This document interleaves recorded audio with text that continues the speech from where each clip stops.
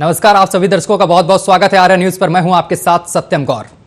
आज सबसे पहले बात करेंगे उत्तराखंड की, क्योंकि बहुत ही बेहद और दुखद खबर है उत्तराखंड से। कोरोना संकट के बीच उत्तराखंड के रुड़की में एक निजी अस्पताल में ऑक्सीजन खत्म होने से 5 कोविड संक्रमितों की यहां पर मौत हो गई है। यानी जो मरीज थे उन्होंने दम तोड़ दिया है। अब इस मामले में जिला अधिकारी ने मजिस्ट्रेट जांच की यहां पर जांच बैठा दी है। और वहीं आपको बता दें कि अस्पताल की ओर से मरीजों के तीमारदारों को बताया गया कि उन्हें मिलने वाला ऑक्सीजन का कोटा सरकार की ओर से आधा कर दिया गया है। आपको बता दें कि रुड़की के विनय विशाल अस्पताल में करीब 80 कोरोना मरीज भर्ती थे, जिनमें से कई लोग ऑक्सीजन पर थे।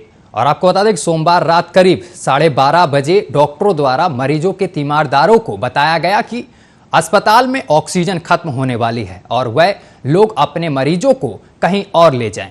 यानी कि अस्पताल में ऑक्सीजन खत्म है, अब आप मरीजों को कहीं और शिफ्ट करें, जहां ऑक्सीजन की व्यवस्था हो वहां आप ले जाएं। अस्पताल की ओर से यह सब कह दिया गया। यह सुनकर परिजन वहां पर अफरा तफरी मच गई, भगदड़ हो गई और अपने जो संपर्क में थे लोग उनको फोन करने लगे, ऑक्सीजन की व्यवस्था करने लगे और उन्होंने अपने स्तर से भी भागदौड़ शुरू कर दी।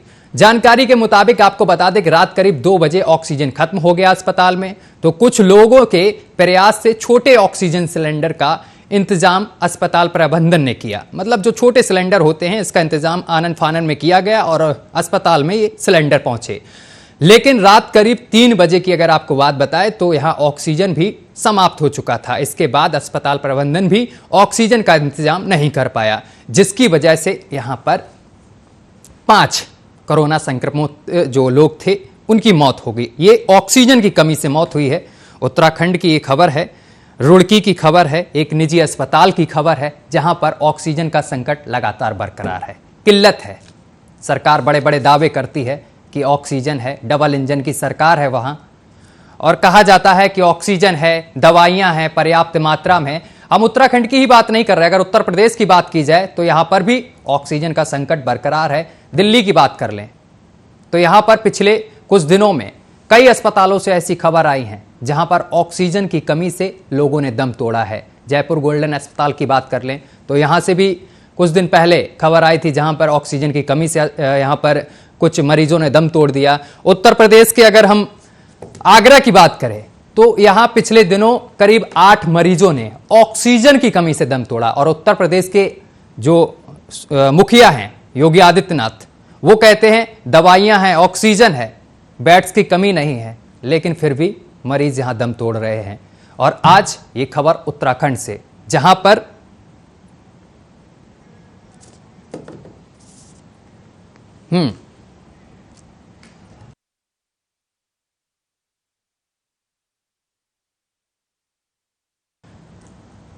तो दम तोड़ दिया है उत्तराखंड के रुड़की में।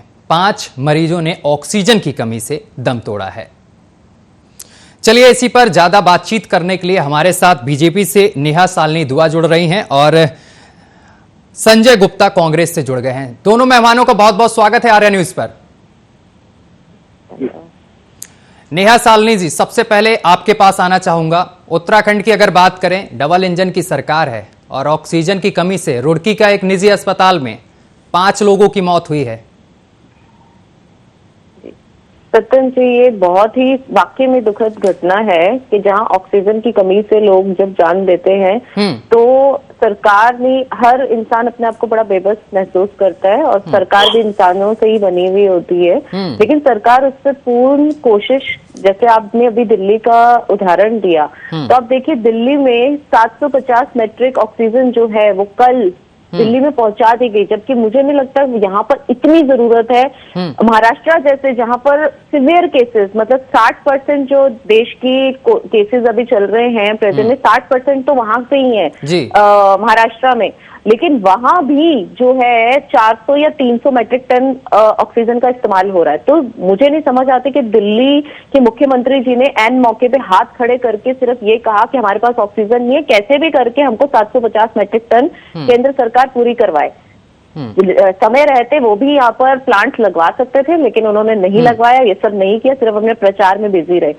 कोई बात नहीं, सरकार ने कल 750 मैट्रिक टन यहाँ भिजवाई और बार बार सरकार सुप्रीम कोर्ट से, केंद्र सरकार यही कह रही है कि हमें बाकी राज्यों में भी हमारी जिम्मेवारी बनती है। सिर्फ और सिर्फ दिल्ली ही हमारी जिम्मेवारी नहीं है, हमारी बाकी भी है। हमने अब इनको कोटा दे दिया है, अब इसका यूज दिल्ली सरकार करे।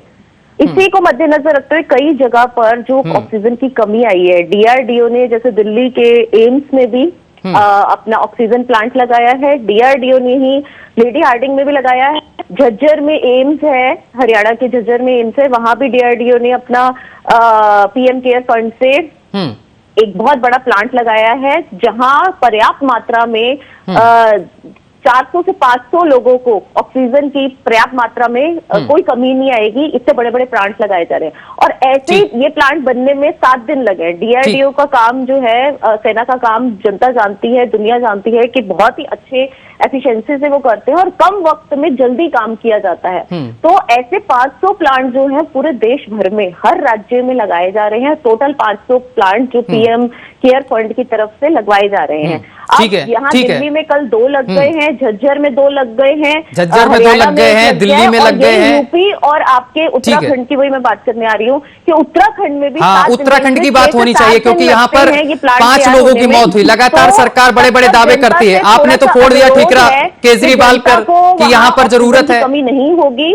सरकार से जहां देरी हो गई अगर किसी हॉस्पिटल में तो उसके लिए क्षमा चाहते हैं, लेकिन ये कमी बहुत जल्दी पूरी होने वाली है। डीआरडीओ के 500 प्लांट जो है वो देश भर में लगने जा रहे हैं। उत्तराखंड में भी तकरीबन 50 प्लांट जो है वो उत्तराखंड में भी लगने हैं। ठीक है, बस यही जानना था कि आखिर कब ये कमी पूरी होगी, क्योंकि लगातार सरकार कह रही है कि हम काम कर रहे हैं, ऑक्सीजन की कमी नहीं है, अस्पतालों में दवाइयों की कमी नहीं है, लेकिन जब घटनाएं सामने आती हैं तब कह रहे हैं कि हम काम कर रहे हैं, कोशिश कर रहे हैं, पूरी कर ली जाएगी। लेकिन हाँ ये है, कुछ लोगों ने जो एक काला बाजारी कर रखी है, सरकार देखिए तो काला बाजारी सरकार क्यों नहीं रोकती या फिर सरकार विफल हो रही काला बाजारी रोकने में? जूझ रही है सरकार, तो ऐसे काला बाजारी वाले हैं उनके ऊपर मैं सरकार से खुद अनुरोध करती हूँ कि इतनी सख्त कार्रवाई की जाए कि जिंदगी में वो ऐसी बेईमानी ऐसे टाइम में लोगों के साथ करने की सोचे भी ना। देखिए कई डॉक्टर्स और कई नर्सेज हैं जो पकड़े गए हैं अभी पीछे ऑक्सीजन बेचते हुए, ऑक्सीजन सिलेंडर्स बेचते हुए और तो और दवाइयां बेचते हुए। इंजेक्शन 3000 का सरकार ने रखा हुआ है और ये 30-30 हजार में ऐसे डॉक्टर्स और नर्सेज मिलके बेच रहे हैं। तो ऐसे लोगों के ऊपर इतनी कार्रवाई होनी चाहिए, एक तो उनका लाइसेंस कैंसिल हो जाना चाहिए और जो भी ऐसा करे उसे जेल कम से कम 5 साल की होनी चाहिए। शालिनी जी, रेमडेसिविर उत्तराखंड में नकली बेचा जा रहा है। जी बेचा जा रहा था, अभी पकड़े गए हैं लोग, उनको जेल हो गई है। मैं आपको वही समझाने की कोशिश कर रही हूँ कि मैं भी आपको वही समझाने की कोशिश कर रहा हूँ कि आखिर कब कार्रवाई होगी, कब ये सब कालाबाजारी रुकेगी, आखिर कब ऑक्सीजन की पूर्ति होगी अस्पतालों में। शिवम जी कार्रवाई सत्यम जी हो रही है, अगर